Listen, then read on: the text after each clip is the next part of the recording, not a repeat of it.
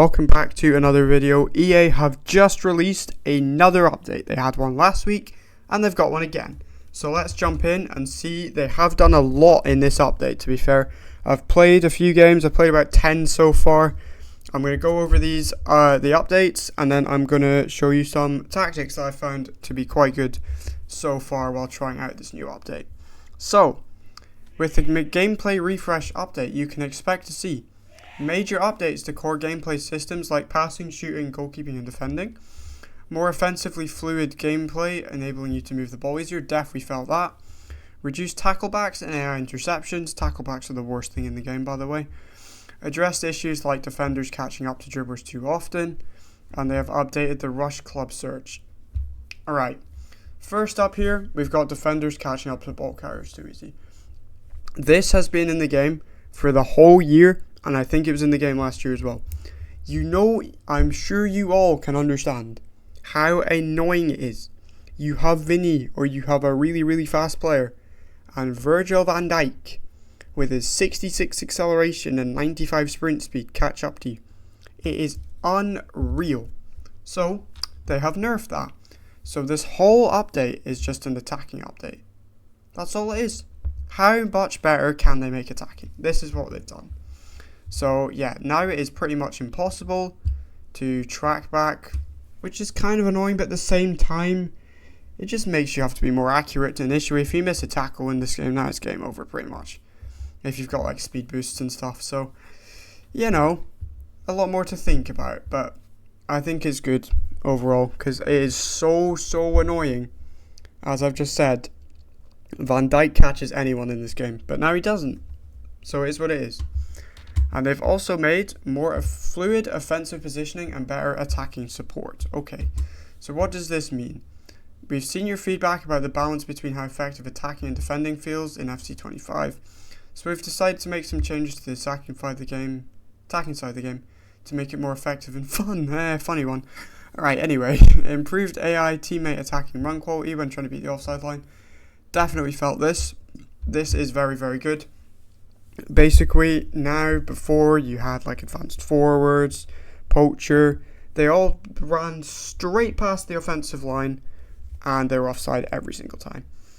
I used target forward for the whole, well, not the whole time, but a long time. So much better. I mean, it's more difficult to attack with target forward because they do drop a little bit behind the line, but the offsides, there's pretty much none in the game. But they've fixed that now, so AI teammates attacking run quality when trying to beat the offside line is better. AI teammates can now better hold their runs when near the line and get back on side more quickly. Yeah, definitely seen that. Increased intelligence of attacking and supporting runs made by AI teammates. Improved effectiveness of inside and advanced forwards. Nice. They move farther up the pitch and they can better evaluate when to run in space or occupy position.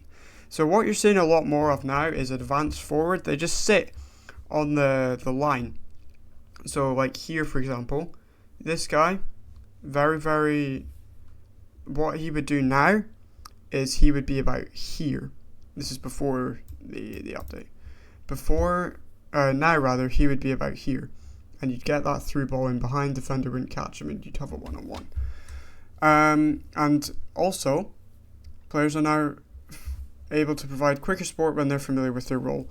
So it makes roles far more useful, and it also, this does not mean that you will see someone like a CDM all of a sudden become a striker. It means that all roles are simply faster at performing support tasks like making themselves more open to receive a pass or make your run into space. Okay. Tacklebacks, most annoying thing in the game. You're defending in your own box, you make a tackle, you think, oh great, I've got the ball. Straight away, your opponent presses B, gets the ball back and scores. The worst experience. But they're trying to fix it. So how are they fixing it? They're making two changes to reduce how often tacklebacks can occur. So defenders with the anticipate playstyle are more now likely to tackle the ball towards a teammate with more space if stopping the ball in place would be disadvantageous. Alright, so basically what they're going to do now then is instead of, if they can't just trap the ball at their feet, they're going to knock it towards a player that is near to them to get the ball back. Alright, at least that is going to result in a lot more of that annoying tackle, which is what they're trying to do. And hopefully it will work. It seems to be pretty much working so far with what I've experienced, to be fair. In some cases, the ball carrier could have unintentionally stumbled forward when being tackled, resulting in incorrectly winning the ball back. Yep, in some places, the defender could have stumbled when running towards the ball after a successful tackle rather than gaining possession. And what I've also had before, the player goes in for a tackle, falls over, and as the other teammate tries to retrieve the ball, he trips over that defender as well. Something right out of a comedy film, but, you know, hopefully they fix that too. Right, what have we got here? Improved goalkeepers for near post shots. Okay. Again, I'm in Div 3. I don't see this too often, but I can imagine at the higher level, you know, Div 1, Elite Division, near post shots are very, very common and very, very popular with like green timing. If you get to here and have a near post shot, it's probably going to go in even if the keeper's like right there. So goalkeepers could have incorrectly stepped away from the near post in tight angle shooting situations. Okay, so they've fixed that, it would seem. And goalkeepers will now position themselves slightly close to the near post. It should not be possible to score from here, by the way, if the keeper's here, but some people manage it. And finally, I think this is finally anyway, it is not finally, faster passing, balance changes and issues addressed. So slightly increase the speed of ground passes, slightly increase the accuracy of short ground passes, and slightly increase the effectiveness of semi-assisted through passes. Okay, some of these might sound small in a vacuum. When combined with other passing changes, they are designed to enable players to move the ball easier across the pitch. Alright, they've also nerfed the lofted through first time over the top through balls, increased through balls, effectiveness of through balls, and moderately reduced accuracy of headed passes in contested situations. To be fair, I've not felt the wafted through balls too much. I don't use them too often, but I've had a couple and they don't seem too bad. So they've not nerfed them too mad. Although they've said significantly reduced, I'd say it's only reduced. But it's not all about but that's not all when it comes to passing. We're also addressing a number of situations you've left us know about. Okay. Low-powered ground passes were sometimes being delivered to farther players than intended. Absolutely, 1 bar of power, it goes across the whole pitch, it gets intercepted. Medium powered passes sometimes focus too much on the player's input instead of the amount of power generated. You feel that more for like first time passes. You know, a little ball around the corner, put like 2 bars of power on it, that thing flies. Impossible for the receiver to get. They also address some instances where first time passes were less responsive than intended when the input was performed late. Yep. Again, ball arrives at your player's feet, you want to play it first time, you click the button too late, and all of a sudden your player's just surrounded, and you can't get the pass. Sometimes free kick passes were not hit towards the intended receiver if the receiver was moving too quickly. Yep, free kicks were quite annoying from that point of view. So they've also made shooting more effective inside the box. Increased accuracy and shot speed from inside the box for regular and finesse, and slightly increase the accuracy of low difficulty regular and finesse shots in the box. What is low difficulty? Low difficulty shots refers to situations made up of many different factors, such as the shooter not being under pressure, the player's input being accurate and well timed, and the shooter having a good quality angle towards the goal like in real life. Okay, so this is also very good. It improves, it nerfs and also buffs finesse shots at the same time, which is slightly strange. It balances them, I guess, is what they're going for. This is because we wanted to lessen the gap between players with high shooting attributes but no finesse shot playstyle and those with the playstyle or playstyle plus. Yeah, it doesn't make any sense that you have someone like Haaland who does. I don't think he has finesse shot. I don't think he does. And then you take someone like, I don't know, who has finesse shot. Who has finesse shot plus Salah. Haaland's shooting stats are probably way better than Salah's, but he will not score the majority of those goals because he doesn't have that playstyle plus or the playstyle. So, yeah, balancing it is very good. Instances of first time shots, yeah, okay, so that's the same as the passing right there. Defensive positioning, AI defenders will mark dribblers less tightly and less likely to cover shooting range near the edge of the box.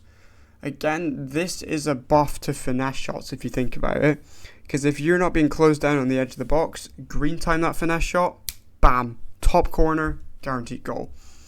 Further decreased how often AR players are able to make successful interceptions. Okay. Yeah, with the I guess that makes sense because they increased passing speed. So it's less likely for an AI player to get the ball. Defenders will focus more on man marking when defending counterattacks, so they have done a little bit of defensive work. The intent of this change is to provide more effective positioning against counterattacks from corners.